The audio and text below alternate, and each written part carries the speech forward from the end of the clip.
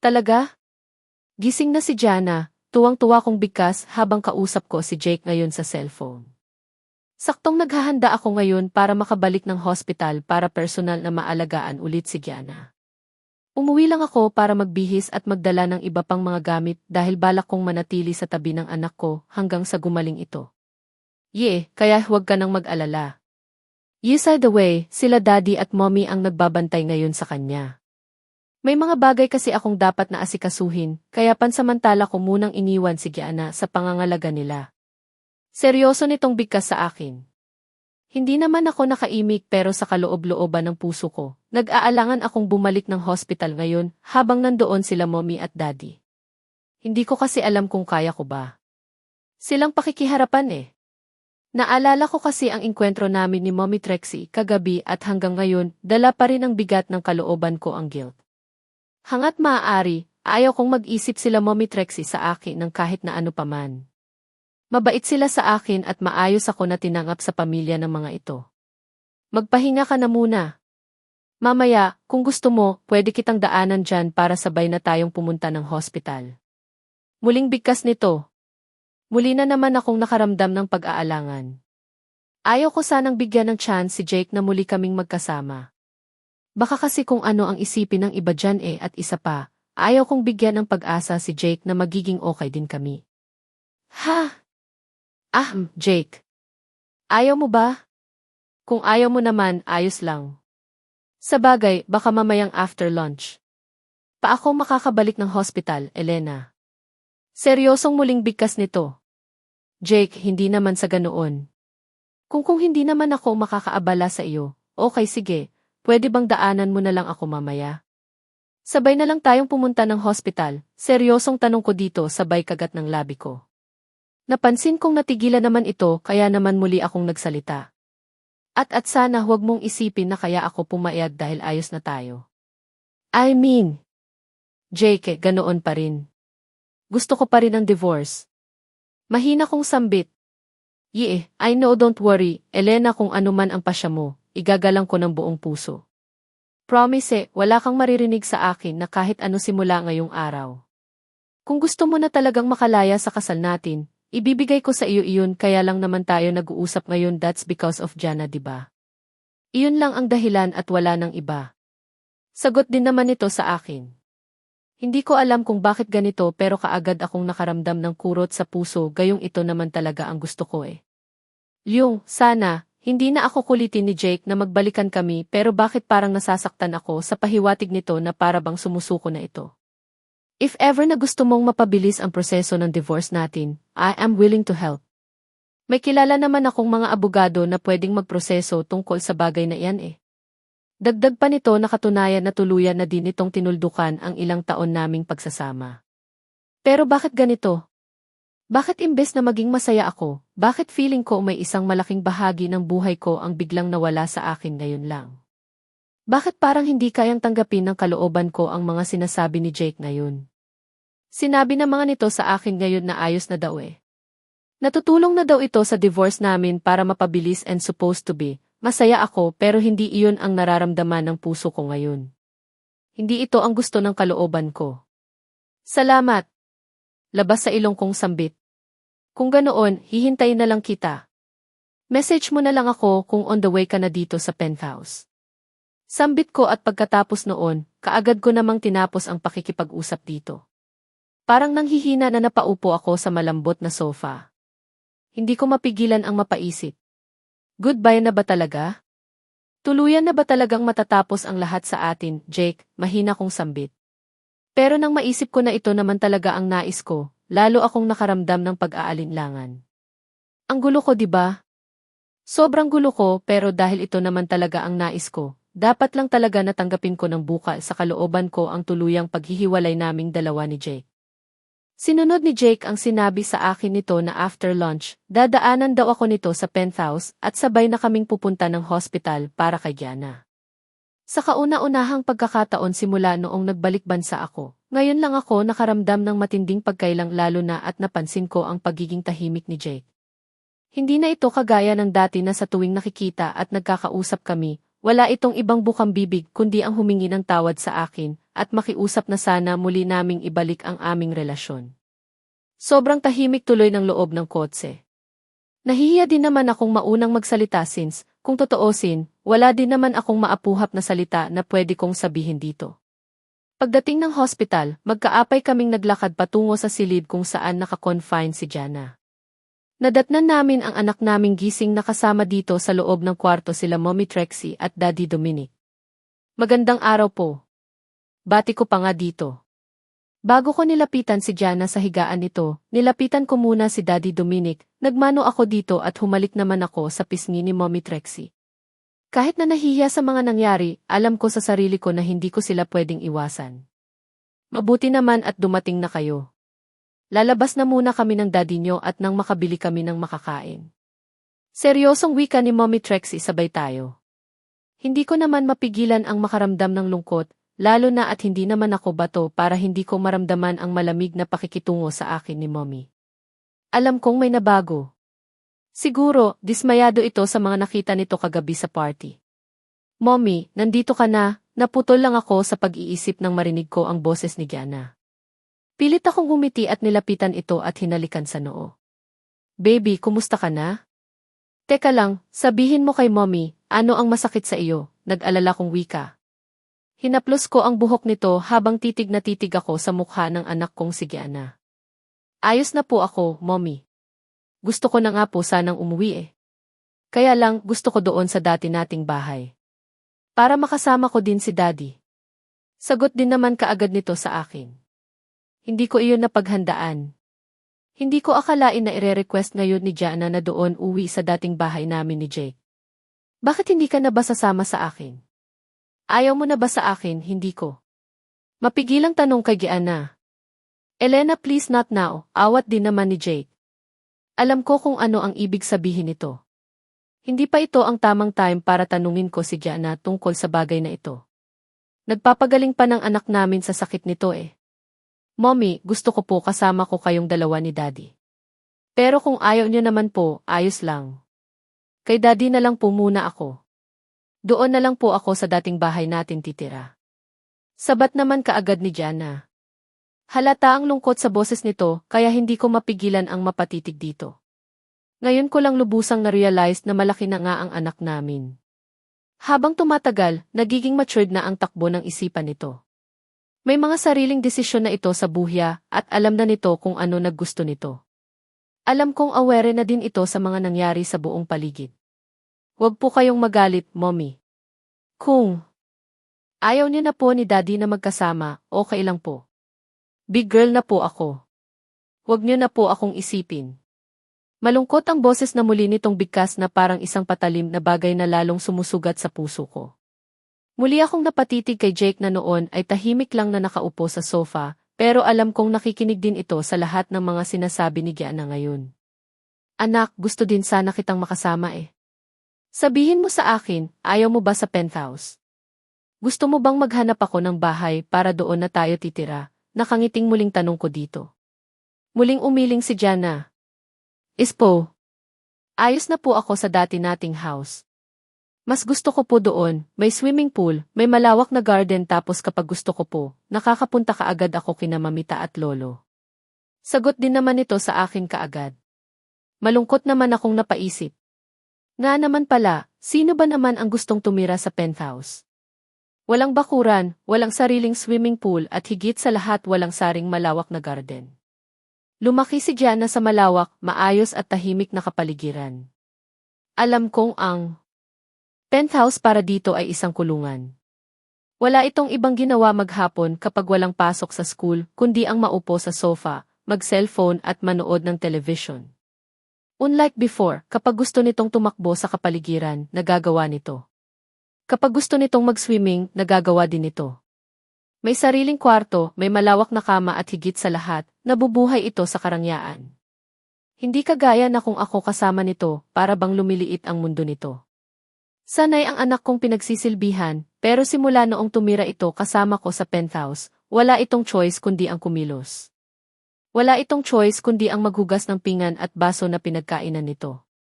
Wala din itong choice kundi ang tulungan akong magtupi ng mga damit na kakatapos lang labhan. Malaki ang nabago sa buhay ni Gianna simula noong tumira ito sa poder ko, pero alam kong mas magiging komportable ito kapag nasa poder ito ni Jake. Kaya lang ang tanong, kaya ko bang mawalay sa akin ang anak ko? Ipapaubaya ko na ba siya kay Jake? Are you okay? Tulog si Gianna at kasalukuyan akong nakaupo ngayong dito sa sofa. Bumalik na kanina sila Daddy Dominic at Mommy Trex idala ang maraming pagkain, pero muli ding nagpaalam pagkatapos sabihin ni Jake sa mga ito na kami na ang bahalang magbabantay kay Gianna. Jake, hindi ba ako naging mabuting ina para kay Gianna? Seryosong tanong ko dito. Bakit ganoon? Ikaw itong higit na nagkasala sa relasyon natin pero mas papabor pa rin pala sa iyo ang anak natin. Dagdag ko pa. Elena, hindi naman siguro sa ganoon. Maybe, nasa hindi maayos na kalusugan lang ang anak natin kaya siya ganyan. But believe me, mahal ka niya. Mahal na mahal ka ni Gianna. Seryosong sagot nito sa akin. Alam mo ba noong akala namin wala ka na, siya iyong pinaka-naapektuhan? Masyadong nagluksa si Gianna at dumating din sa punto na na-confine siya sa hospital dahil ilang araw din niyang ayaw kumain. Wala siyang ibang ginawa noon kundi ang umiyak ng umiyak. Ayaw niya akong kausapin kaya nag-decide sila Mommy at Daddy na sa kanila na lang muna titira si Gianna, which is nangyari nga hanggang sa muli kang nagbalik. Mahaba nitong paliwanag. Hindi naman ako nakaimik. Pilit kong inaanalisan ang mga sinasabi ngayon ni Jake. Sa totoo lang kasi, masasaktan talaga ako ng sobra kung tuluyang magtampo sa akin ang anak ko. Alam mo bang simula noong umalis ka, hindi na din ako iniimik ni Gianna.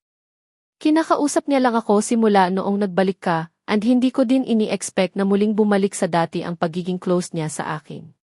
Mahigit 2 taon ko. Ding hindi narinig na tinawag niya akong daddy. Muli nitong wika. Well, kasalanan ko din naman kasi talaga eh. Ako itong nagkamali sa relasyon natin. Ako itong nagluko kaya kung ano man ang nangyayari ngayon sa buhay ko, deserve ko ito. Jake, hanggat maari, ayaw ko nang pag-usapan pa natin ang nakaraan.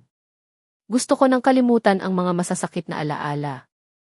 Aminado din ako sa sarili ko na may mga pagkukulang ako sa iyo. Nagkamali ako pero hindi ko talaga lubos maisip na maging dahilan iyon para pumatol ka sa ibang babae. Seryosong sagot ko din dito. I know and I am sorry, Elena. I am sorry. Alam kong nagkamali ako kaya nga bukas na bukas din, pinapaasikado ko na sa mga abogado ko ang tungkol sa divorce natin. Seryosong bigkas nito. Hindi naman ako makapaniwalang napatitig dito. Hindi ko alam kung paano magre-react, lalo na at sa kasulok-sulukan ng puso ko. Nagsusumigaw pa rin na para bang hindi pa rin ako sigurado kung kaya ko din ba talagang tuluyan kaming maghihiwalay. Paano si Gianna? Nag-aalala din ako na baka mas lalong lumala ang sitwasyon. Sa hiwalayan naming dalawa ngayon ni Jake, alam kong si Gianna ang mas pinakaapektado sa lahat. Pero pwede ko bang sabihin dito kay Jake na kung pwede huwag na muna? Na huwag munang mag-file para sa kapakanan ni Gianna? 0-0, alam kong masyado na yatang magulo ang takbo ng isipan ko. Iyong mga dati kong plano ay bigla na naman yatang nawala sa isipan ko. Iba na naman kasi ang gusto kong yaon eh. Iyon ay ang palaging makasam ang anak ko dahil kaya nga ako nagbalik dahil sa kanya eh. Gusto Alens palaging nasa tabi si Gianna. Mabilis lang naman daw ang proseso ng divorce basta willing ang magkabilang panig na maghiwalay na. Elena, don't worry, tanggap ko na ang lahat. Hinding-hindi na kita guguluhin pa kahit na ano ang mangyari.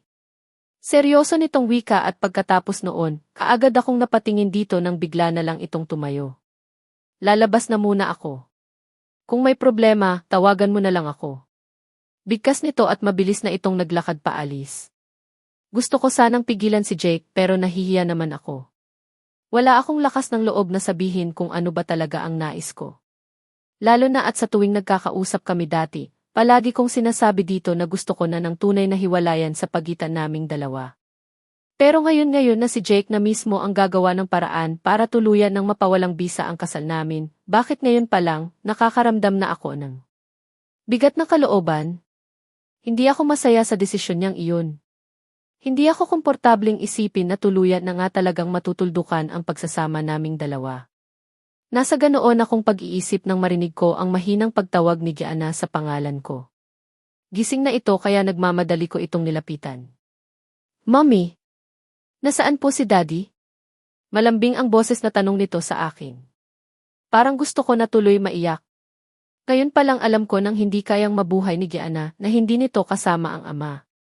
Kakamulat pa lang ng mga mata nito pero si Jake na kaagad ang hinahanap nito. Umalis lang siya saglit, anak. Pero no worries, nag-promise siyang babalik kaagad siya, nakangiti kong sagot dito. Napansin kong malungkot itong tumango. Mommy, matagal pa po ang birthday ko pero pwede po bang mag-request ako sa inyo? Pwede po ba, malambing nitong muling wika? Nakangiti namang kaagad akong tumango. Sure, Kelly not. Ano iyon, baby? Sabihin mo kay mommy dahil kahit na ano pang request iyan, ibibigay ko, bigkas ko. Talaga po? Promise po iyan, mommy, excited nitong sambit. Sa pagkakataon na ito, kitang-kita ko ang magandang ngiti sa labi ng anak ko. Yes, mahal kita. Mahal na mahal kita at lahat ng gusto mo, ibibigay ko. Mommy, pwede bang kayo na lang ulit ni Daddy? Pwede bang magkasama na ulit tayo sa bahay? Ikaw, si Daddy at ako, naluluha at puno ng pakiusap sa tono ng boses na wika ni Gianna sa akin. Hindi ko naman mapigilan ang magulat. Ano daw gusto ng anak ko na muli kaming magsama ni Jake? God, kaya ko bang ibigay ang hiling na ito ng anak ko, gayong kakatapos ko lang magpromise dito na lahat ng gusto nito ay ibibigay ko. Mommy, iyon lang po ang wish ko. Miss na miss ko na po ang dating pamilya natin. Gusto ko pong maranasan ulit na magkaroon ng daddy at mommy sa iisang bahay. Muling wika ni Gianna. Hindi ko na tuloy malaman kung ano ang isasagot ko sa anak ko. Alam ko kasi na kapag tatanggi ako, masasaktan ito ng sobra pero kapag sasang-ayon naman ako sa nais nito, paano naman ako? Ayaw ko nang balikan pa ang nakaraan. Gusto ko nang mag-move forward na hindi kasama si Jake. Kung hindi niyo po kaya, never mind na lang po. Siguro, hindi na talaga matutupad ang pangarap ko na magkaroon ng isang kumpleto at masayang pamilya. Muling bigkas ni Gianna at pagkatapos sabihin iyon, mabilis itong tumagilid ng higa patalikod sa akin. Hindi ko naman mapigilanan ng maikuyom ang kamao ko. Nilapitan ko si Gianna at hinaplos ang likod nito. Anak, sorry. I am sorry kung hindi lahat ng gusto mo, maibibigay ko, mahina kong usal.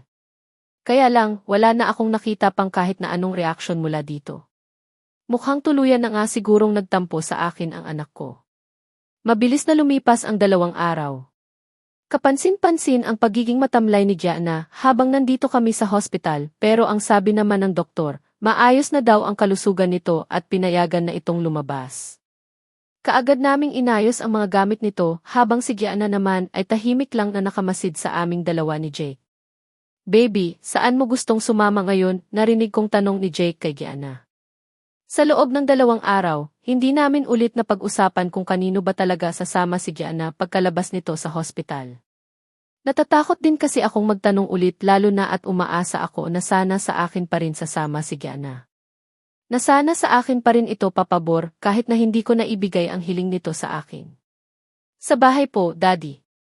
Miss na miss ko na po ang room ko. Mahina pero malinaw ang pagkakabangit ni Gianna sa bawat katagang lumabas sa bibig nito. Pigil ko naman ang maluha. Napatitig ako dito at kitang-kita ko kung paano mabilis na nag-iwas ng tingin sa akin si Gianna. Malaki nga ang tampo sa akin at hindi ko talaga ito masisisi. Okay, may mga surprises akong ipinahanda para sa iyo. Hope na magustuhan mo lahat iyon, anak. Nakangiting wika naman ni Jake. Larawan ito ng isang mabuting ama. Kung hindi lang siguro nagluko si Jake, baka may gana pa akong balikan ito eh. Kaya lang, matibay ang paninindigan ko at hindi ganoon kabilis kalimutan ang mga masasakit na nangyari sa relasyon naming dalawa. Pero kaya ko ba talagang tuluyang mawala sa akin ang kustodiya ni Gianna? Ngayon pa lang, nararamdaman ko ng unti-unti nang lumalayo ang loob nito sa akin at mahirap sa akin iyon. You can visit Gianna anytime. I know na. Mahirap sa iyo ang desisyon niyang ito pero siguro, respeto na lang natin ang nais niya. Darating din ang araw na maiintindihan niya ang nangyari sa ating dalawa. Seryosong wika sa akin ni Jake. Walang imik na itinuloy ko nagpagliligpit ng mga gamit ni Gianna. Pagkatapos noon, ang driver na mismo ni Jake ang naghakot ng mga gamit para dalhin sa kotse. Bago kami lumabas ng kwarto, nilapitan ko si Gianna para magpaalam dito. Anak, I am sorry kung hindi ko kayang ibigay ang nais mo. Pero palagi mong tandaan, mahal kita. Mahal na mahal kita, buong puso kong bigkas dito. Napansin ko ang pilit ng ngiti na gumuhit sa labi nito at ang biglang pamumula ng mga mata nito palatandaan na nagpipigil itong umiyak. Okay, mommy. Since ayaw mong sumama sa amin sa bahay, ayos lang po. Kay daddy na lang po muna ako. Sagot nito sa akin. Pagkatapos noon, kusa itong tumayo mula.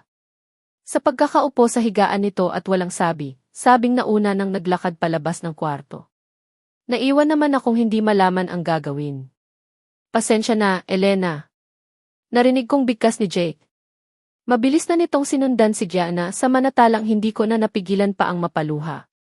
Ano ba sa laban ba na ito, ako pa rin ba ang talo? Sa mga nangyari ngayong araw, maliwanag pa sa sikat ng araw na mas pinili ni Gianna ang ama nito kumpara sa akin at masakit iyon. Sobrang sakit. Ayos ka lang ba? Nandito na ako sa loob ng penthouse. Tahimik na nakaupo sa sofa habang ramdam ko pa rin ang lungkot sa puso ko. Kakaiba ang katahimikan ng buong paligid. Hindi ko na naririnig pa ang mga halakhak ng anak ko sa tuwing nandito ito. Miss na miss ko na si Gianna. Halos 1 linggo na din ang mabilis na lumipas simula noong nakalabas ito ng hospital, pero hindi ko na masyado itong nakakausap. Sinasagot naman nito ang mga tawag ko pero hindi ako masyadong kinakausap nito. Na para bang unti-unti na talagang lumalayo ang loob nito sa akin. Dumagdag pa sa bigat ng kalooban ko ang mga papeles na dinala ng 2 abogado ni Jake kanina dito sa penthouse. Ito na iyong mga divorce documents na. Kailangan ko daw pirmahan para maumpisahan ng maipasa sa korte ang lahat-lahat. Para maumpisahan ng maisaayos ang tuluyang paghihiwalay naming 2 ni Jake. Sa totoo lang, nagtatalo ang puso ko kung pipirma ba ako. Nandoon kasi ang bigat eh.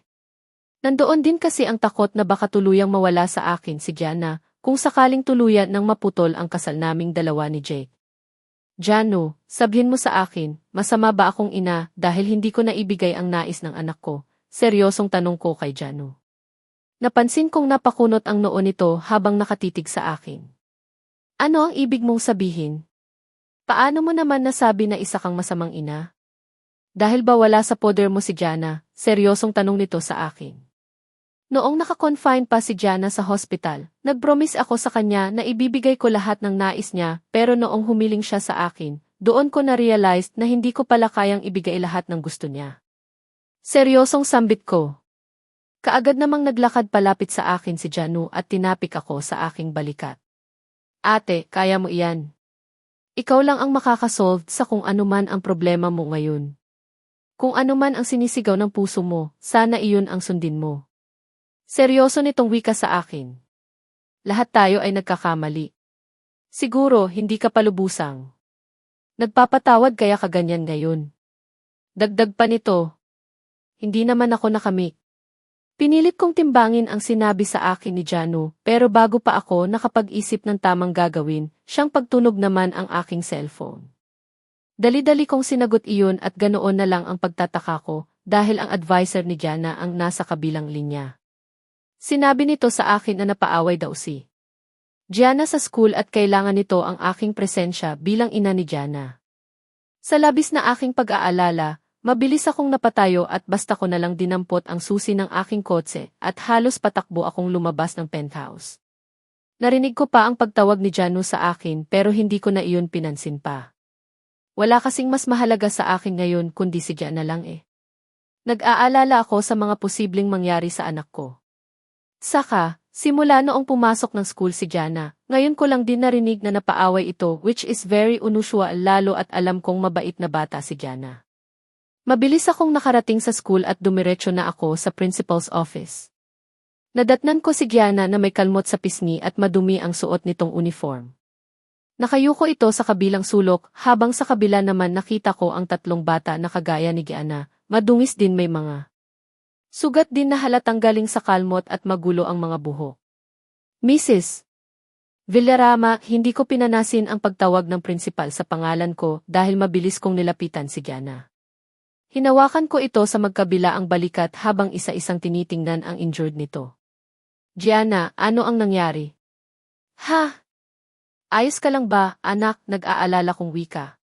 Nakayuko pa rin ito na para bang wala itong gana na tumingin sa akin. Italy, iyan ang nagiging ugali ng mga batang galing sa broken family.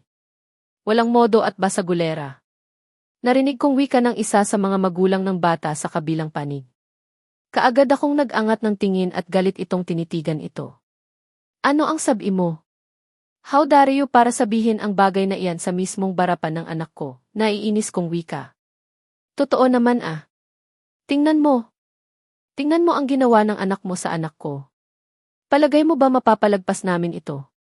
Hindi kami papayag na iyang anak mo ay basta na lang saktan ang anak ko. Hindi kami papayag na may bastos at kulang sa disiplina na bata sa paaralan na ito. Galit na sagot naman ito sa akin. Lalo naman akong nakaramdam ng galit. Hindi kayang tanggapin ng pride ko na harapang sabihin ng kahit na sinong tao na bastos at walang disiplina si Gianna. Mabait ito at siguro, may mga bagay lang na kailangan ng masusing imbestigasyon para malaman kung sino ang unang nagpasimuno sa gulo. At palagay mo ba, anak ko ang nagpasimuno ng gulo na ito gayong kung totoosin, may dalawa pang kasama iyang anak nyo para saktan ng ganito ang anak ko. Galit ko ding sagot dito. Gusto kong ipagtanggol si Gianna sa pagkakataon na ito. Gusto kong ipakita kay Gianna na ako pa rin ang ina nito at gagawin ko ang lahat para maprotektahan ito sa lahat ng oras. Hindi maaari. Ang sabihin mo, bastos iyang anak mo. Kailangan mong magbayad ng danyos kung hindi, ipapasipa namin iyang anak mo sa eskwelahan na ito at sisiguraduhin ko na hindi na wala nang tatanggap na eskwelahan sa kanya. Galit na sigaw pabalik sa akin ng ginang. Hindi ko naman mapigilan ang maikuyom ang aking kamao. Akmang tatayo sana ako para sugurin ang babaeng mapanglait nang maramdaman ko ang paghawak ni Gianna sa kamay ko. Mommy, huwag na po. Kasalanan ko po at okay lang po kahit na hindi na ako papasok ng school. Seryoso nitong bigkas sa akin. Hindi ko naman mapigilan ang mapatitig kay Gianna at nang mapansin ko ang nagbabadyang pagpatak ng luha sa mga mata nito, hindi ko na napigilan pa na mayakap ito ng mahigpit. Kasalanan ko po. Ako ang nagpasimuno sa away at ayaw ko na pong pumasok ng school. Mahinang wika ni Gianna sa akin. Sa pagkakataon na ito, naramdaman ko na ang pagyugyog ng balikat nito na halatang umiiyak na ito. Para namang hinihiwa ng libo-libong karayom ang puso ko dahil sa nakikita kong paghihirap ng kalooban ni Gianna. Gianna, anak, ano ba iyang sinasabi mo? Hindi ka masamang bata. Sabihin mo sa akin, walang dahilan para makipag-away ka sa mga ka-classmates mo, diba? Seryosong tanong ko dito. Tanging mahinang paghikbilang ang naging sagot nito. Tingnan nyo, narinig nyo ba iyan? E di lumabas din ang totoo. Barumabado ang batang iyan. Walang modo at kulang sa disiplina ng mga magulang. Galit na sigaw naman ng babae na isa sa mga nanay ng batang nakaaway ni Gianna. Lalong sumiklab ang galit sa puso ko. Akmang bibitaw sana ako sa pagkakayakap ni Gianna sa akin nang mula sa pintuan ng opisina, bumungad ang galit na si Jake. Sino ang barumbado? Sino ang nagbigay sa iyo ng karapatan para sabihin na walang hiya ang anak ko? Malakas ang boses na wika ni Jake. Sa sobrang lakas noon, halos dumadagundong ang boses nito sa loob ng opisina ng prinsipal. Kaagad namang napabitaw si Gianna sa pagkakayakap sa akin. Napatitig naman ako kay Jake na noon ay parang hari na naglakad palapit sa amin ni Gianna, habang kitang-kita ko sa mga tao dito sa loob ng opisina ang matinding pagkagulat. Mukhang kilala ng mga ito si Jake. Sa bagay, sino ba naman ang hindi nakakakilala sa mga De La Fuente, diba? Tinitingala sa lipunan dahil sa angkin na yaman. Mr. De La Fuente, magandang araw po. Bati ng principal dito. Pero imbes na sagutin ni Jake ang pagbating iyon, parang walang narinig itong tumayo sa harap naming dalawa ni Gianna, kasabay ng pagbitaw ni Gianna sa pagkakyakap ko at yumakap ito sa ama nitong si Jake. Daddy, umiiyak na bigkas ni Gianna. Hindi ko naman malaman kung ano ang mararamdaman ko. Ipinapakita ni Gianna ngayon na mas close talaga ito kay Jake kumpara sa akin. Dapat na ba akong kabahan dahil sa nakikita ko na unti-unti nang lumalayo ang loob ng anak ko sa akin? Tahan na. Tahan na, nandito na si Daddy. Hindi ko hahayaan ang kahit na. Sino nasaktan ka? Narinig kong wika ni Jake dito. Not in the mistake, Daddy. Sila iyong nauna eh. Sinabi nila sa akin na hindi daw ako love ng mga magulang ko dahil tuwing may mga activities dito sa school, kung hindi si mommy ang kasama ko nitong mga nakaraang araw, si Yaya Gloria naman noong mga nakaraang taon. Hindi ka nila nakikita dito sa school, daddy. Tapos hindi din daw po nila nakikita na magkasama kayong dalawa ni mommy kapag family day dito sa school. Mahabang wika ni Gianna sa kabila ng pag-iyak nito. Para namang isang matalim ng bagay iyon na lalong sumugat sa puso ko. Hindi ko akalain na ganito na pala kalaki ang epekto kay Gianna ang paghihiwalay naming dalawa ni Jake. Yes eh. Tahanal, I'm sorry, baby. Promise hindi na ito mauulit, nandito na si mommy, nandito na din ako. Hindi ko na. Hahayaan pa na ibuli ka ng kahit na sino. Seryosong wika ni Jake dito. Napasulyap muna ito sa akin bago nito seryosong tinitigan ang principal para kausapin. I need serious investigation. Gusto kong magiging fair sa lahat. Kung ang anak ko ang may kasalanan sa mga nangyari, she will face the consequences. Pero kung sila naman ang may kasalanan, gusto kong gawin niyo din ang nararapat na parusa para sa kanila. Seryosong wika ni Jake sa principal. Mr. De La Fuente, masusunod po ang nais niyo. Masusunod po, halata ang kaba sa tono ng boses ng principal, kaya hindi ko mapigilan ang kahit papaano makaramdam ng kaunting ginhawa. Aware ako na ang eskwelahan na ito ay isa sa mga pag-aari ng mga De La Fuente. Hindi ko nga alam kung bakit ang lakas ng mga loob ng mga batang ito na ibuli si Gianna. Siguro, hindi nila alam na si Gianna ay apo ng may-ari ng eskwelahan na ito kaya ganoon. Principal, mabait ang anak ko at never siyang nakipag-away. Sabat naman din kaagad ng ginang na kanina pa nagbubunganga. Halatang ayaw din talaga nito paawat eh. Halatang ito lang din ang hindi nasindak sa presensya ni Jake. Well, malalaman natin yan mamaya kapag makuha na ng TV footage. Seryosong sagot ni Jake sa ginang. Napansin kong kaagad din namang nagsalubong ang kilay nito. Sino ka ba? Sino ka para ikaw mismo ang magsabi tungkol sa bagay na iyan? Kung ikaw ang ama ng batang iyan, dapat lang nadisiplinahin yon ng maayos para hindi lumaki na sakit ng lipunan. Walang preno nitong bigkas na siyang dahilan kaya malakas na naihampas ni Jake ang kamay nito sa office table ng principal. Napaiktad ang lahat sa matinding pagkagulat. Mrs. Samson, huwag po kayong magsalita ng ganyan, lalo na at ang kaharap niyo ngayon ay isa sa mga may-ari ng eskwelahan na ito. Siya si Daniel Jake De La Fuente. Isa sa mga anak ng founder ng eskwelahan na ito na si Dominic De La Fuente. Awat naman kaagad ng principal.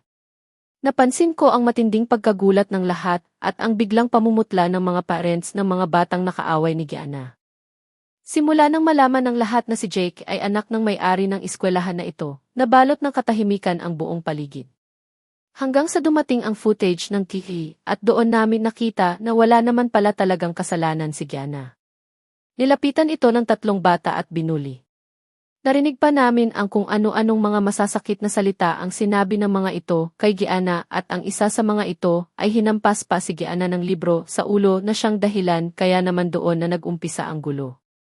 Gumanti si Gianna at sumugod naman ang 2 pa.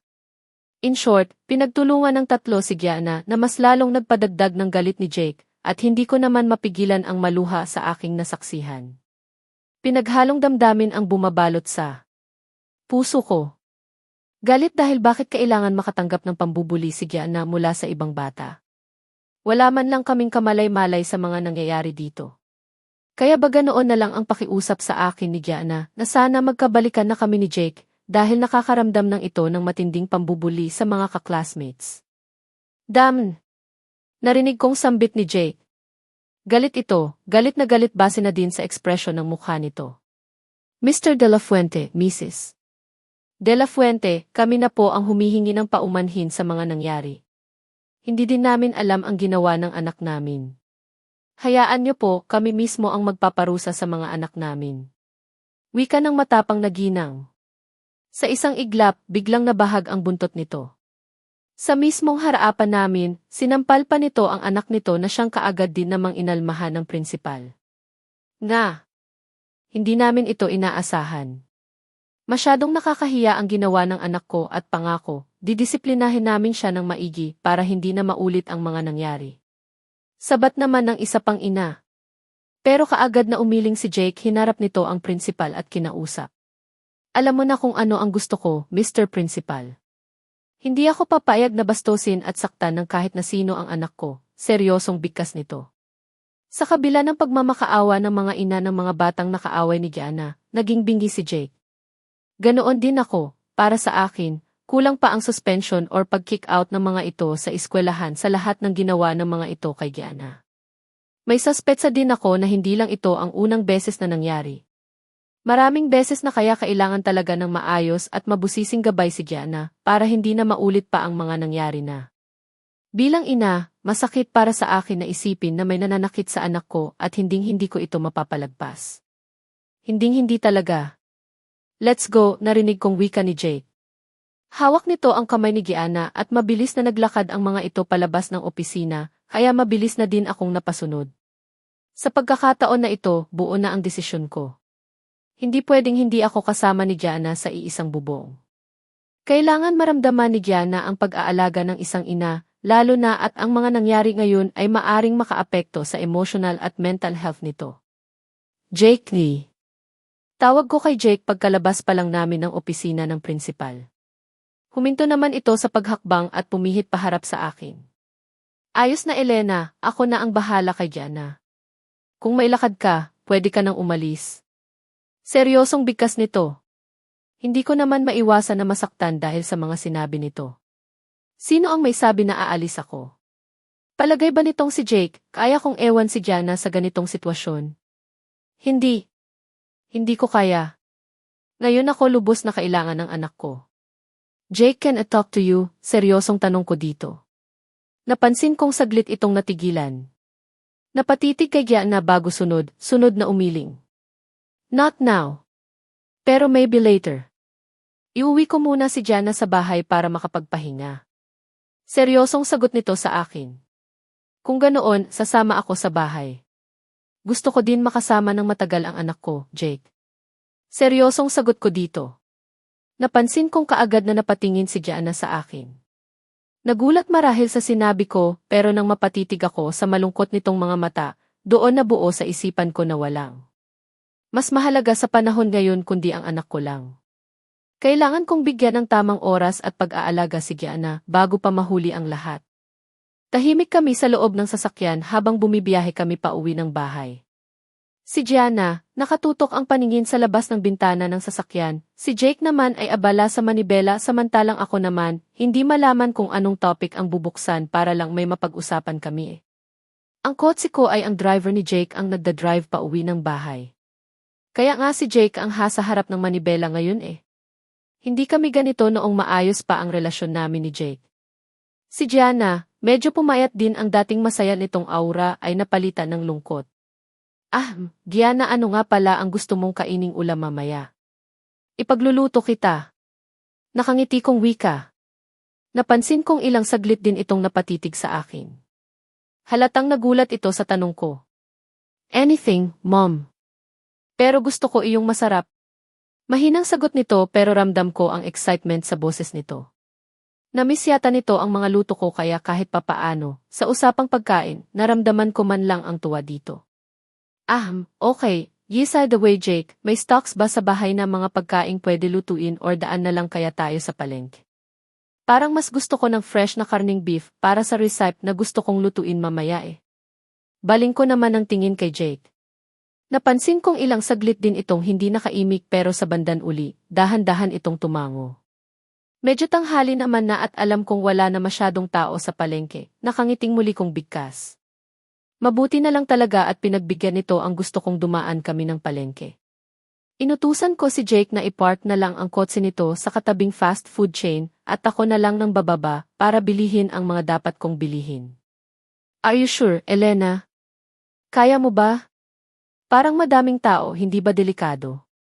Kung gusto mo naman, uwi na lang muna tayo ng bahay, tapos utusan ko na lang sila manang na bumili ng mga kailangan mo. Seryosong wika nito. Halata talaga ang pag-aalala sa boses nito, kaya naman alam kong may care pa rin para sa akin itong si Jake, kahit na ilang linggo na ako nitong hindi pinapansin at kung mag-uusap man kami ay tungkol lang talaga kay Gianna. Hindi, Jake, ayos lang. Nandito na din lang tayo eh. Saka kung mag-uutos ka pa, baka naman malipasan na ng gutom ang anak natin yan. Di worries, kaya ko, nakangiti kong sagot. Pero, Elena. It's okay Jake, sanay ako sa mga tao. Dito. Lang kayo ni Gianna. Sandali lang ako. Sagot ko at mabilis na akong bumaba ng kotse. Diretso ako sa loob ng palengke at umaasa na sana may nagbebenta pa ng karne, at nang matanaw ko nga ang isang pwesto na may mga karne na nakadisplay, doon na ako dumiretso. Pumili ako ng mga parts ng karne na gusto kong bilihin. Pagkatapos noon, sa katapat nitong pwesto ay may nagbebenta din ng gulay kaya bumili na din ako. Hindi kasi ako sure kung may mga stocks bang gulay sa bahay na kagaya ng gusto kong isahog sa lulutuin ko eh. Saglit lang, halos 5 minuto lang ako dito sa loob ng palengke at muli na din akong bumalik ng kotse. Nadatnan ko si Jake na nakatayo sa labas ng sasakyan na halatang hinihintay ako at nang makita nito ang pagdating ko, napansin ko pang napangiti ito. Thanks God at nandito ka na. Kung hindi ko lang kasama si Gianna baka sinundan na kita sa loob eh. Seryosong wika nito pagkatapos noon, mabilis nitong inagaw sa akin ang mga bitbit ko at ito na ang nagalagay niyon sa loob ng sasakyan. Sos, sandali lang naman ako. Parang 5 minuto lang ako sa loob eh. Nakangiting sagot ko dito. Hindi mo pa rin maiwasan sa akin ang mag-aalala, lalo na at ito ang first time na nakita kong namamalengke ka. Sagot nito sa akin. Pagkatapos noon, pinagbuksan ako nito ng pintuan ng sasakyan, kaya naman mabilis na din akong sumakay. Nakita ko si Gianna na halatang hinihintay nito ang pababalik ko. Sa pagkakataon na ito, nakangiti na ito sa akin. Mommy, huhulaan ko po kung ano ang lulutuin niyo. Wika nito. Napangiti naman ako. Sure, ano iyon? Tanong ko dito. Well, beef, maybe caldereta. Tanong nito. Natawa naman ako. Alam kong iyon talaga ang hula nito dahil ang lutong caldereta ay isa sa mga paborito nitong pagkain.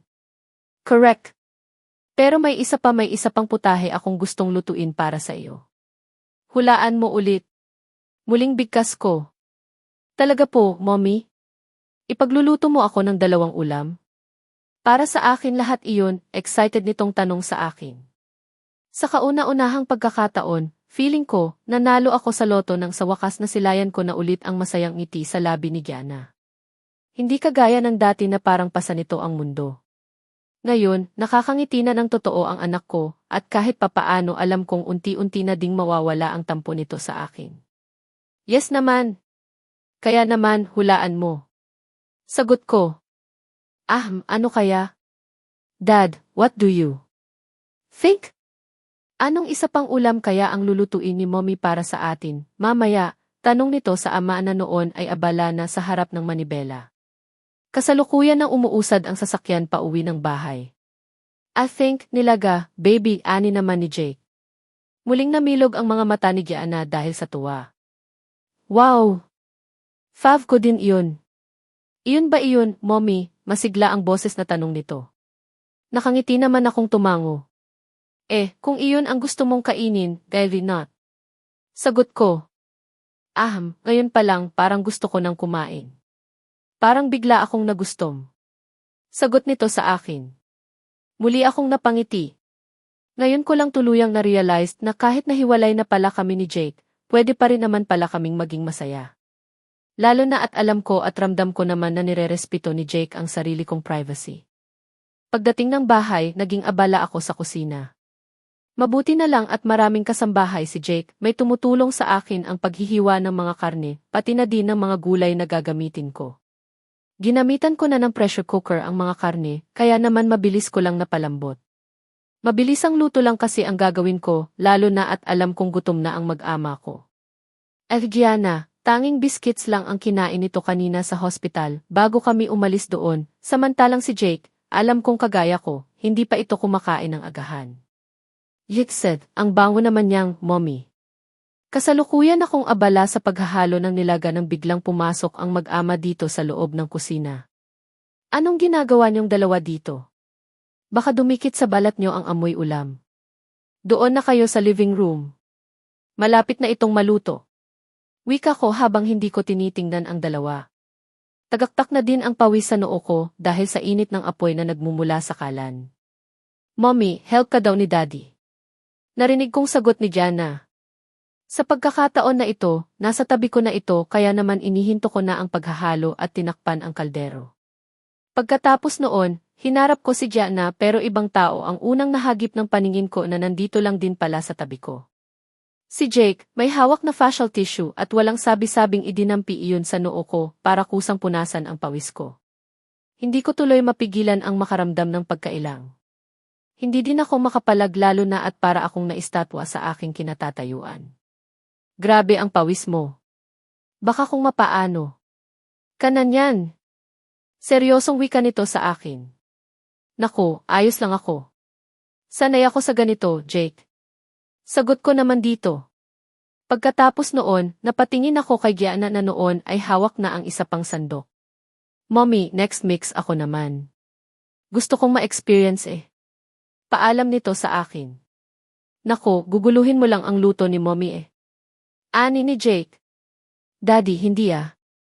Saka, kapag tuluyan na akong magaling, gusto kong magpaturo kay Mommy kung paano magluto. Para next time, ako naman ang magluluto. Wika nito. Hindi ka pa matututo kasi hindi ka marunong. Ani naman ni Jake. Tingnan mo ang toong ito ang lakas na ng loob makipagtalo sa anak. Dad, kaya nga magpapaturo kay Mommy para matuto. Saka, dapat, ikaw din. Marunong ka din dapat magluto, Daddy. Para naman someday, maipagluluto mo din kaming dalawa ni Mommy. Nakangusong sagot ni Gianna dito. Nakataas ang kilay na napatitig tuloy ako kay Jake. Hinihintay ko ang magiging sagot nito sa sinabi ng anak nito, pero nang dinampot din nito ang sandok, hindi ko na mapigilan ang muling matawa. Ako na ang magluluto, Mommy. Wika nito sa akin sabay kindat. Ano daw, Mommy? Tama ba ang narinig ko dito kay Jake? Tinawag akong Mommy ni Jake. Ano iyon, bagong endearment nito sa akin? Natulala tuloy ako ng very light dahil sa pagkagulat. Kung hindi pa ako kinalabit ni Gianna, baka habang buhay na akong matulala. Mommy, look o si Daddy, pinakialaman ang niluluto mo. Hinahalo niya na nang hindi nagpapaalam. Baka mamaya, hindi na sasarap yan. Pagsusumbong ni Gianna sa akin. Muli akong napangiti. Ang sarap sa feelings ng ganito.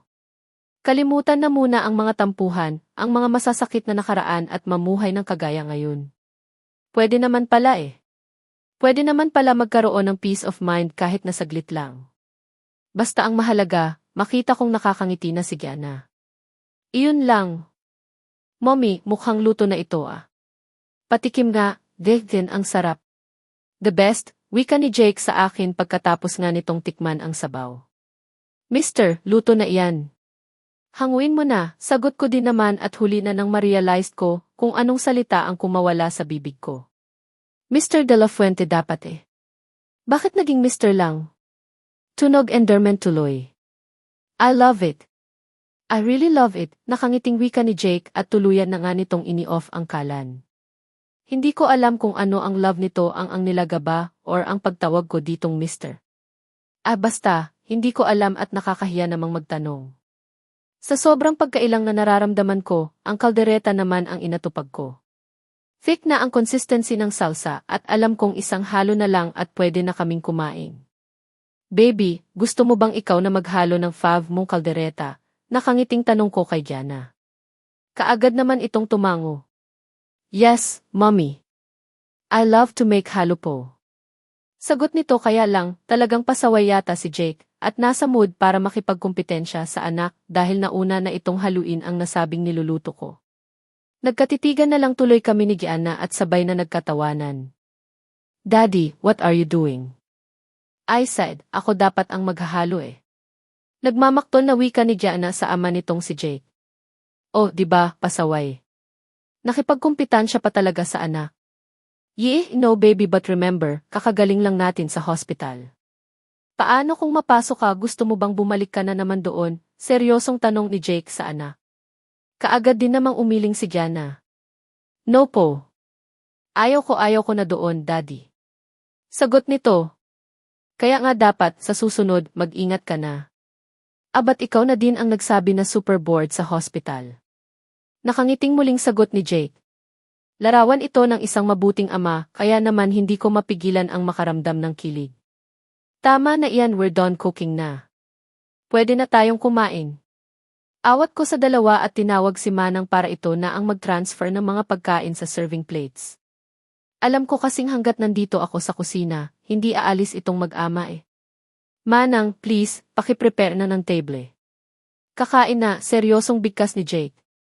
Kaagad namang tumango si Manang at nagtawag pa ng iba pang kasama pa may makakatulong ito.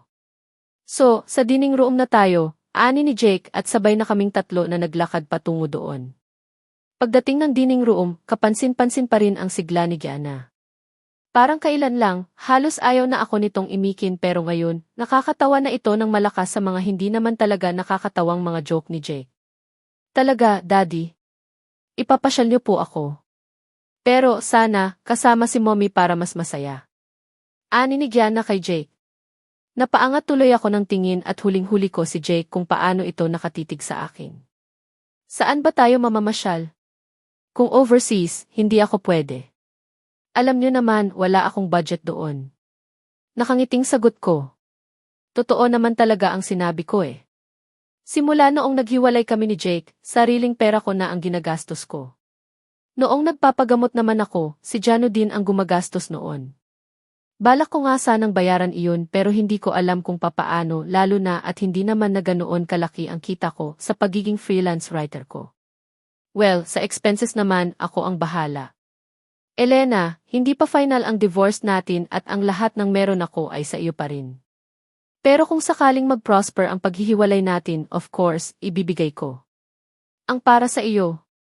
Biglang napaseryoso ang boses ni Jake sa pagkakataon na ito. Hindi naman ako nakaimik. Muli akong nakaramdam ng bigat ng kalooban nang maalala na inuumpisahan na pala ni Jake ang proseso ng divorce namin. Although, nasa bahay pa ang mga papeles at hindi ko pa iyon pinipirmahan, lalo na at hindi ko alam kung bakit bigla akong nagdadalawang isip sa tuluyang pagpapawalang bisa ng kasal namin. Jake, hindi mo naman kailangang gawin ito eh. Kahit na mag-prosper ang paghihiwalay natin, hindi pa rin ako tatanggap ng kahit na anong bagay mula sa iyo. Gusto kong ilaan mo iyon kay Gianna. Seryosong sagot ko dito. Elena, of course, meron kay Gianna at meron ding para sa iyo. I don't want to be unfair with you. Marami akong pagkukulang at ayaw ko nang dagdagan pa iyon. Seryoso nitong wika kaya naman hindi na ako nakaimik. Yes, Mommy, kung ano ang ibibigay ni Daddy, sana po tanggapin niyo na lang po at sana po, kahit nahiwalay na kayo ni Dad, magkakasama pa rin tayo. Kagaya ngayon. Sabat naman ni Gianna. Parang may kung anong mainit na bagay ang biglang humaplos sa puso ko dahil sa sinabi nito. Sa mga nangyayari ngayon, kapansin-pansin ang biglang pag-matured ng takbo ng isipan ni Gianna. Pwede ba iyon? Hindi yata tayo pwedeng magkasama habang buhay kahit nahiwalay na kami ng daddy, lalo na at kung sakaling mag-asawa na ng iba ang daddy mo, anak. Pilit ang ngiti sa labing sagot ko pero sa kaloob-looban ng puso ko, nandoon ang kirot. Hindi ko alam kung kaya ko bang makitang may ibang pamilya na itong si Jake. Hindi mangyayari iyan. Malabong mangyari ang sinabi mo, Elena. Seryosong sagot naman ni Jake. Nagtataka tuloy akong napatitig dito. Ano ba ang sinasabi nitong si Jake na malabong mangyari may Jolene na nga ito, diba? Saka, may anak na silang dalawa ni Jolene, kaya naman alam kong habang buhay nang hindi makakawala itong si Jake sa babaeng iyon. Kung iniisip mo ang tungkol kay Jolene, malabo nang hahabol-habol ulit ang babaeng iyon sa akin. Sa katunayan, tinanggap niya ang pera para tigilan niya na ang paghahabol sa akin at sa anak namin. Seryosong wika ni Jake na labis kong ikinagulat. Ano? Hay, hindi ko maintindihan. Ano ang ibig mong sabihin? Seryosong tanong ko dito. May anak kami ni Jolene, aminado ako doon at alam kong ang batang iyon ang naging bunga sa pagtataksil ko sa kasal nating dalawa at isa sa mga naging dahilan kung bakit hanggang ngayon galit ka sa akin. Pero, Elena, walang kasalanan ang bata sa mga nangyari. Huwag mo sana siyang isama sa galit mo. Seryosong bigkas nito. Wala na akong pakialam tungkol sa bagay na iyan, Jake. Ayaw ko ng pag-usapan. Seryosong sagot ko. Ang bata ay nasa pangangalaga na nila Daddy at Mommy. Tuluyan nang isinuko ni Jolene ang kustodiya ng bata kapalit ng 3 milyon. Seryosong wika ni Jake sa akin. Hindi ko alam kung bakit kailangan nitong sabihin sa akin ang katagang iyon pero kaya ba ito ginagawa ni Jake para muli akong magtiwala dito? Pero paano pa maibabalik ang isang tiwala kung makailang ulit nang nasira iyon? Kakatapos lang namin kumain at nandito ako ngayon sa garden. 2:00 na ng hapon pero hindi ramdam ng balat ko ang init ng panahon. Paano ba naman kasi makulimlim ang panahon lalo na at Vermonts na pala? Ngayon ko lang lubusang na-realize na sobrang na-miss ko pala talaga ang lugar na ito. Ang lugar kung saan akala ko magiging tahanan ko habang buhay. Kakaibang lungkot ang kaagad na bumalot sa buo kong pagkatao. Naglakad-lakad pa ako hanggang sa makarating ako ng swimming pool. Sa isang iglap, parang isang palabas sa pelikula nang biglang nag-flashback, sa isipan ko ang mga masasayang alaala na mga nangyari sa pagitan naming dalawa ni Jake noon. Mga masasayang alaala na akala ko hindi na matatapos pa. Ang bawat sulok ng bahay ay naging saksi sa pagmamahalan naming dalawa ni Jake. Dito namin binuo ang lahat ng mga plano sa buhay namin. Bahay din na ito makailang ulit kaming nangako sa isa't isa na magsasama kami habang buhay. Pero ngayon wala na. Iba ang mga nangyari at hindi na natupad or matutupad ang mga pangarap na iyon. Elena, natutulog na si Jana. Hindi ko mapigilan ang mapapitlag nang bigla kong narinig ang boses ni Jake. Wala sa sariling napaikot ako paharap dito at kaagad na sumalubong sa paningin ko ang makisig nitong anyo. Nakatulog ang anak natin na masaya. Hindi daw siya makapaniwala na nandito ka at kasama namin. Muli nitong bigkas. Miss na ni Gianna ang isang buo at masayang pamilya. Iyong sa bawat ikot niya sa bahay na ito, may matatawag siyang mommy at daddy. Kasalanan ko ang lahat. Siguro, kung hindi ako nagluko, baka kagaya ng dati, masaya pa rin sana tayo ngayon, seryosong muli nitong wika. Ramdam ko ang lungkot sa boses ni Jake. Ang bawat katagang binitiwan nito ay parang isang matalim na bagay na lalong nagpadagdag sa bigat ng kalooban na nararamdaman ko ngayon. Ayaw ko na itong sumbatan pa. Tapos na kami sa portion na iyon. Sa ngayon, walang mas mahalaga kundi paano ko magagampanan ang pagiging ina sa anak kong si Gianna. Sa paghihiwalay naming ito, si Gianna talaga ang pinakaapektado sa lahat. Mamaya, sa pagising nito, kapag malaman nito na wala ako sa bahay na ito, baka bumalik lang sa dati ang mood nito. Baka magiging malungkot na naman ito na siyang labis ko nang iniiwasan. Jake, tama na. Ayaw ko nang pag-usapan ang tungkol sa bagay na iyan. Seryosong bigkas ko.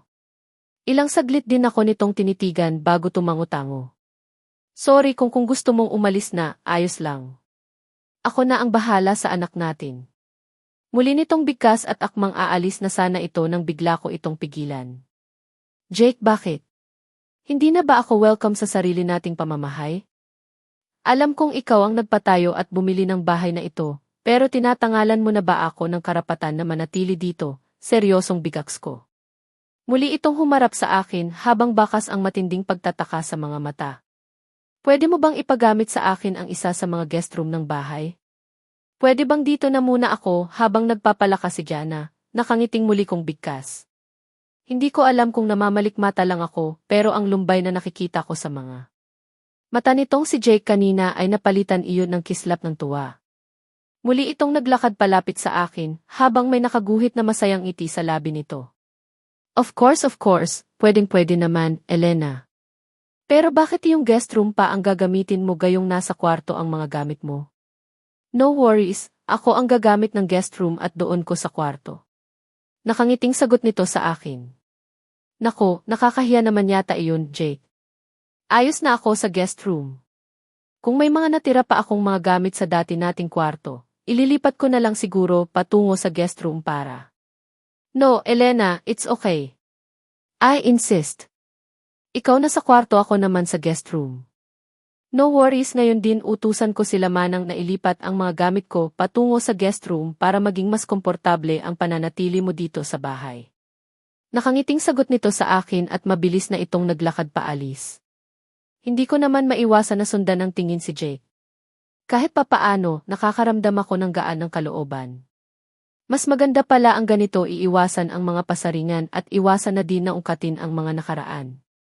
Simula ngayong araw, tapos na kami na stage ng sumbatan at batuhan ng sama ng loob dulot ng mga pagkakamali ng nakaraan. Hindi na maibablaik pa ang mga masasakit na nangyari ng nakaraan kaya dapat nang kalimutan.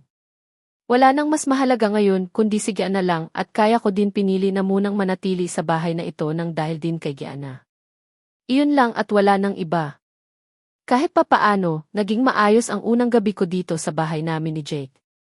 Ngayon ko lang din lubos na napatunayan sa sarili ko na mas mabuti pa rin pala ang ganito.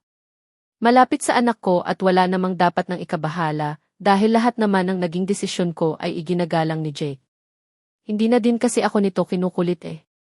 Kung nag-uusap kami, kaswal lang at parehong tanging kapakanan na lamang ni Gianna ang aming inisip. Kanina bago ako umakyat dito sa itaas, talagang pinahakot ni Jake lahat ng mga gamit nito patungo sa guest room para daw hindi ako maabala. Ganoon ito ka-professional para siguro, hindi ako mailang sa presensya nito. Pagdating naman sa mga personal kong mga gamit, wala namang problema. Nandito pa rin ang mga dati kong gamit. Maayos na nakalagay pa rin dito sa loob ng walk-in closet. Halatang naalagaan din dahil napakalinis ng buong paligid. Unang gabi at hindi sa pilitang pananatili sa dating silid naming dalawa ni Jake, ay himawalang nakatulog ako ng maayos. Mahimbing na pagtulog at sa muling pagmulat ng aking mga mata, napansin kong umaga na pala. Sa kauna-unahang pagkakataon simula noong naghiwalay kaming dalawa ni Jake, ngayon lang talaga ako nakatulog ng maayos. Masarap pala sa feeling at magaan sa pakiramdam. Kaagad akong bumangon. Ginawa ko muna ang aking morning routine, nag-ayos ng sarili at nagpalit ng komportableng damit at lumabas ng silid. Sobrang tahimik pa rin ang buong paligid. Sa bagay, 6:00 pa lang pala ng umaga. Nakagawi ang gising ko noon para ipaghanda ng makakain si Gianna pati na din si Jake at ngayon, willing ko ulit gawin ang mga bagay na iyon. Gusto kong magpakananay kay Gianna. Gusto kong bumawi sa mga sandaling napabayaan ko ito. Pagdating ko ng kusina, nadatnan ko si Manang na halatang maghahanda na ng mga pagkain sa agahan. Nakangiti ko itong nilapitan. Good morning, madam. Teka lang po, ano po ang gusto niyong inumin? Nakangiting wika ni Manang sa akin. Manang, good morning din po. Ako na po ang magluluto ngayon ng agahan ng mag-ama. Nakangiting sagot ko dito. Napansin kong nagulat ito. Hindi marahil inaasahan ang sinabi ko ngayon lang. Ganun po ba? Aba, kung iyan po ang nais nyo, madam. Sige po. Sagot nito sa akin kaya naman ilang saglit lang, naging abala. Na ako. Masaya kong inihanda ang breakfast food. Sunny side up egg na paborito ni Jan na kainin tuwing umaga, special yung chow fried rice, sinamahan ko na din ng corned beef at pritong daing na bangus. Nag-slice din si Manang ng iba't ibang klaseng prutas. Isang simpleng breakfast na alam kong mabubusog ang anak kong si Gianna. Pagkatapos kong magluto, hinayaan ko ng si Manang ang maghain yun patungo sa dining area. Muli kong inabala ang sarili ko sa pagtetempla ng gatas ni Gianna at kape naman para kay Jake. Ang sa akin naman ay nagkasya na lang ako sa fresh orange juice. Nang masigurado kong ready na ang mga pagkain sa mesa, nagpasya na akong puntahan si Gianna sa silid nito. Kaya lang, bago pa ako nakalabas ng dining area, siyang pagpasok naman ng mag-ama. Halatang maayos din ang gising dahil parehong nakangiti. Good morning, mommy. Bati sa akin ni Gianna. Halos patakbo itong lumapit sa akin at buong lambing ako nitong niyakap. Teka lang, baby, amoy ulam ang mommy. Tama na muna ang hug. Nakangiting wika ko. Bagong ligo si Gianna, nakasuot na din ng school uniform at sayang naman kung mga moy pagkain ito dahil sa akin. Wow, ikaw ang nagluto, mommy. Yet si Seth, ang bango ng buong paligid. Gutom na ako. Wika nito.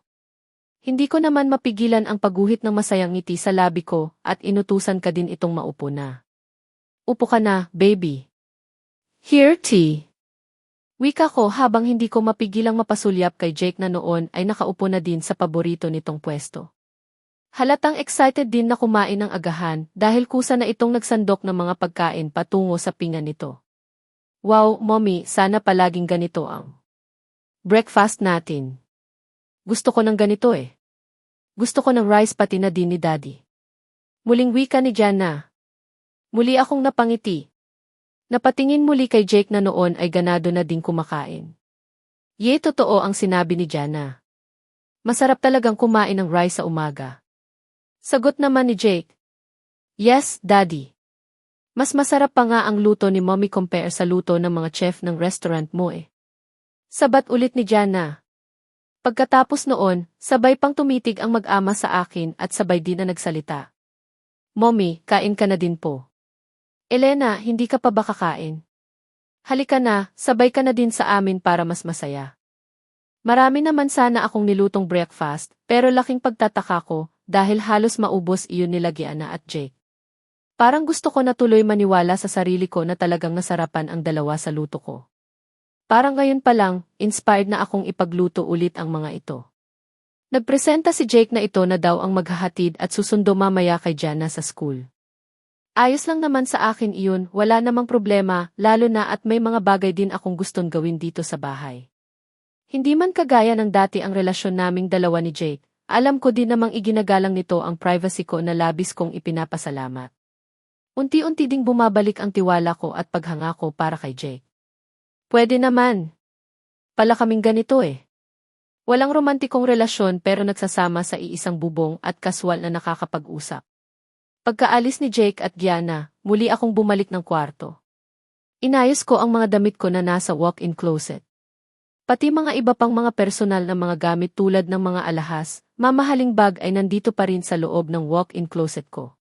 Kahit nga ang wedding ring ko at engagement ring din ay maayos na nakalagay sa loob ng box. Hindi tuloy ako makapaniwala. Napaisip tuloy ako na siguro, talagang pinapahalagahan naman ni Jake ang mga bagay na naiwan ko noon. Wala sa sariling kinuha ko sa loob ng box ang aking engagement ring at isinuot ko iyon sa aking palasingsingan. Kagaya pa rin ng dati, ang ganda pa rin ang diamond ring na ito. Wala pa ring ipinagbago, makinang pa rin at bagay pa rin sa aking daliri. Hindi ko tuloy mapigilan ang mapailing. Ang singsing na ito ay simbolo ng inihayag na pag-ibig sa akin ni Jake na hindi ko din akalain na masisira din lang pala pagdating ng araw. Muli na naman akong nakakaramdam ng lungkot kaya naman nagpa siya na akong tangalin ang nasabing engagement ring sa aking daliri. Kaya lang ganoon na lang ang pagtataka ko dahil ayaw na iyong matangal. Hindi naman siya masikip sa daliri ko pero kahit na ano talagang hila na gagawin ko ayaw talaga eh. Ano ba naman ito? Lumaki ba ang daliri ko? Bakit ayaw matangal, mahinang bulong ko sa aking sarili. Muli kong isinara ang kabinet kung saan nakalagay ang aking mga alahas at lumabas ng walk-in closet. Didiretso sana ako ng banyo para gumamit ng shampoo or sabon sa pagtangal ng singsing sa aking daliri nang marinig ko ang biglaang pagtungo ng aking cellphone. Dali-dali akong naglakad palapit sa bedside table kung saan nakapataong ang aking cellphone at nang mapansin ko na isang unregistered number ang tumatawag, hindi ko mapigilan ang magtaka. Sino kaya ito? Mahinang bulong ko sa aking sarili. Dala ng matinding kuryosidad, sa huli, nagpa siya akong sagutin ang tawag at ganoon na lang ang pagkagulat ko ng isang familiar na boses ang narinig ko. Elena D. Sino ito? Seryosong sagot ko din dito, kahit na may edad na ako kung sino ang nasa kabilang linya. Sino ako? Ang bilis mo naman yatang nakalimot, Elena. Ang kapal ng mukha mong bumalik para agawin ulit sa akin si DJ. Sagot din naman ito sa akin. Halata ang galit sa boses nito kaya naman yamot din akong napaupo ng kama. Ano ang kailangan mo? Kung hindi din lang importante ang kailangan mabuti pang huwag na huwag ka nang tumawag sa akin. Isa ka lang kasing malaking abala sa buhay ko. Yamot ko ding bigkas at akmang pipindutin ko na sana ang end button para maputol na ang pakikipag-usap ko dito nang bigla itong nagsalita. Sige lang, magpakasaya ka lang ngayon. Ang taong sinasabi mong abala sa buhay mo ay siya ding muling sisira sa buhay niyong dalawa ni DJ. Halos pasigaw nitong bigkas. Hindi ko naman mapilan ang maikuyom ang aking kamao. Jolene, hindi ka pa ba tapos? Matagal mo nang sinira ang pagsasama naming dalawa ni Jake, kaya wala ka nang dapat pang sirain. Sirang-sira na nga eh. Sinira mo na at nagtagumpay ka na sa gusto mo, halos pasigaw kong bigkas at pagkatapos noon, walang pagdadalawang isip na kaagad ko nang pinindot ang end button. Wala na akong pakialam pa sa mga kagaya ni Jolene na masyadong cheap at homewrecker. Kung nag-umpisa na naman ang babaeng iyon na mangulo, pues marami akong time para patulan ito. Hindi ko na masyadong pinagtuunan ng pansin ang napag-usapan naming dalawa ni Jolene. Muli akong naging abala sa buong maghapon. Personal kong inayos ang mga bagay na dapat kong ayusin ito sa loob ng aking silid. Pati ang kwarto ni Gianna ay pinalinisan ko na din. Pinapalitan ang mga kortina, inayos ang mga nakadisplay na mga toys collections nito, at ang mga damit nitong mga pinagliitan na, pinagtangal ko na din sa loob ng walk-in closet. Talagang gusto kong panindigan ang pagiging ina ko kay Gianna. Gusto kong maging maayos ang lahat at maging magaan ang atmosfera ng buong paligid. Eksakto 4:00 ng hapon, dumating si Gianna galing sa school kasama ng ama nitong si Jake. Halatang masaya ang anak ko nang salubungin ko ito. Mommy. Mommy ko, malambing nitong wika at napayakap pa nga sa akin. Kakaibang tuwa ang biglang lumukob sa buo kong pagkatao. Mga ganitong simpleng gesture ni Gianna sa akin ay napakalaking bagay sa akin ito. Mommy, I want to go out with you and Daddy of course. May project akong gagawin and need akong bilihin sa bookstore. Malambing nitong wika sa akin. Wala sa sariling napatingin ako kay Jake.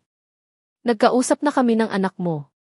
Gusto niyang dalawa tayong sasama sa kanya, patungo sa mall para bumili daw ng mga needs niya sa project niya. Sagot naman din kaagad ni Jake sa akin. Nahulaan marahil nito na magtatanong ako kaya kusa nang nagpaliwanag eh.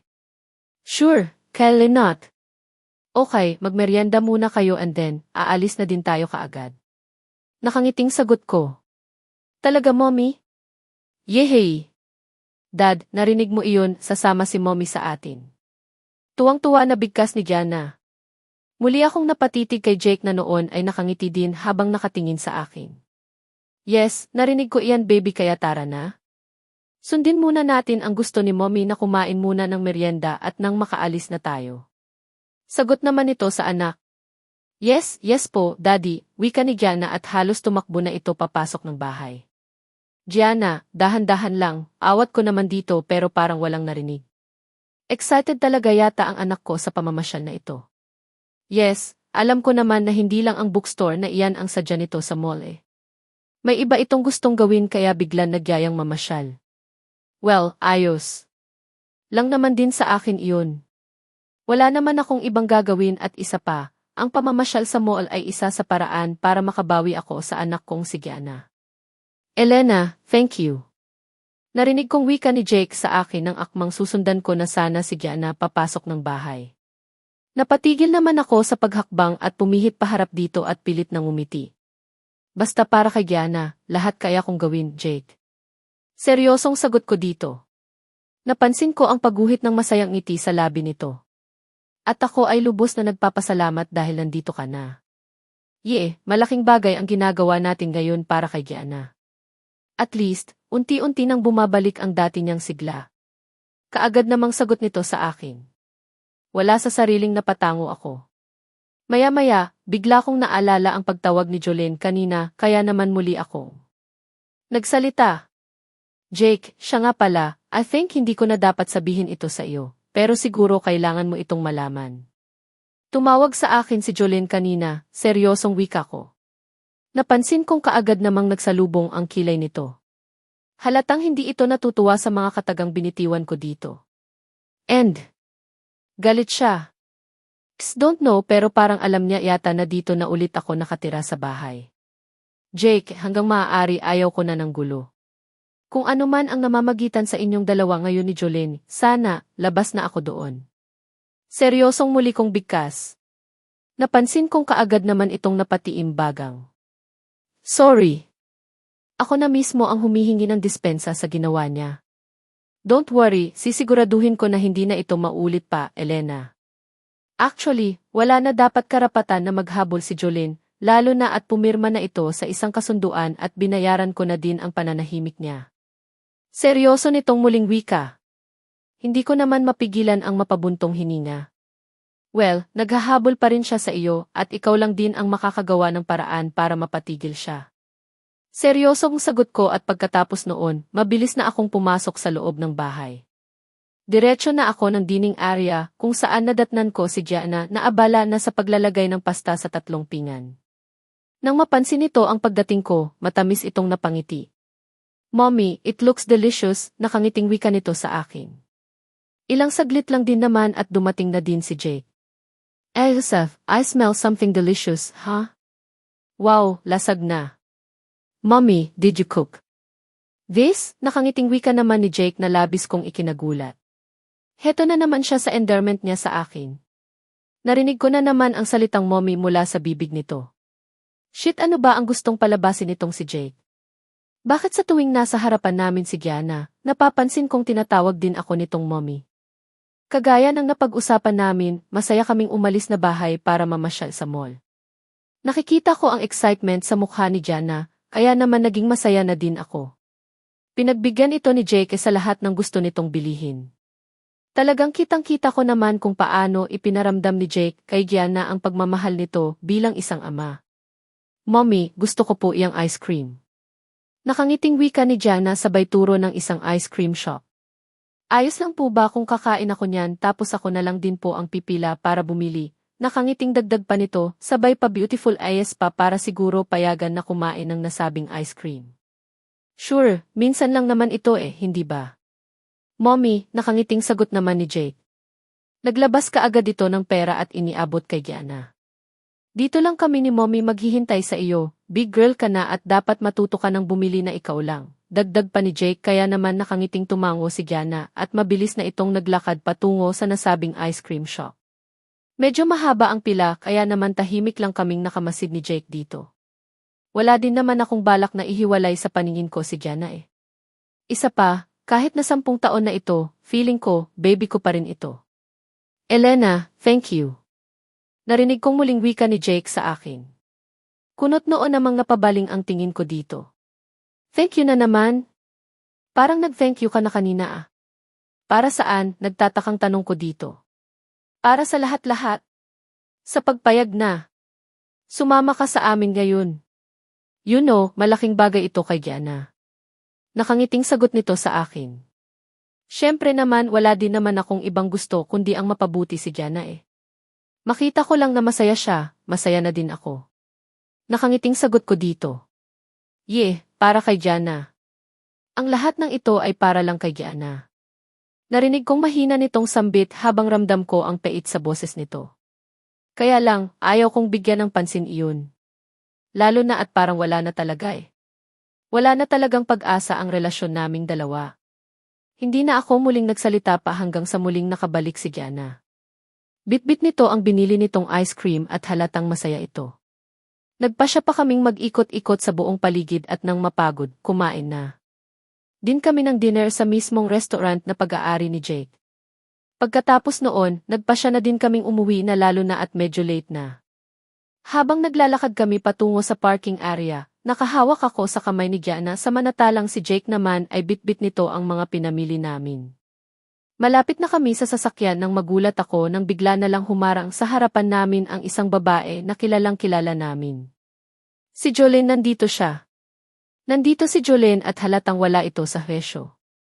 Namumula ang mga mata nito. Hindi ko alam kung lasing ba ito or baka naman nakabatak lang. DJ, totoo nga pala talaga ang narinig kong balita. Kaya pala ayaw mo na sa akin dahil bumalik ka na sa kanya. Seryosong wika nito habang bakas ang luha sa mga mata. Napahigpit naman ang pagkakahawak ko.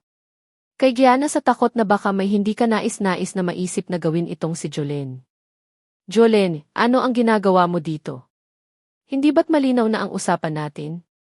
Tapos na ang obligasyon ko sa iyo at pumayag ka nang ibigay sa akin ng tuluyan ang kustodiya ng anak natin kapalit ng pera. Seryosong wika ni Jake. Alam ko iyon at kaya ko tinanggap ang pera na iyon dahil iyon ang kailangan. Pero DJ, hindi ko pala kaya. Hindi ko kayang mawala ka sa akin, umiiyak na sagot naman ni Jolene. Mahal kita mahal na mahal kita at lahat ginawa ko para mahalin mo din ako pero bakit ganoon? Bumalik lang ang babaeng iyan, tuluyan mo na akong iniwan, galit nitong wika kasabay ng panlilisik ng mga mata nitong tumitig sa akin. Hindi ko naman mapigilan ang mapaatras. Nakakatakot ang mga titig ni Jolene. Para kasi itong demonyo ngayon sa paningin ko Hindi kasalanan ni Elena na nahulog ka sa akin. Saka, alam mong umpisa pa lang may asawa na ako.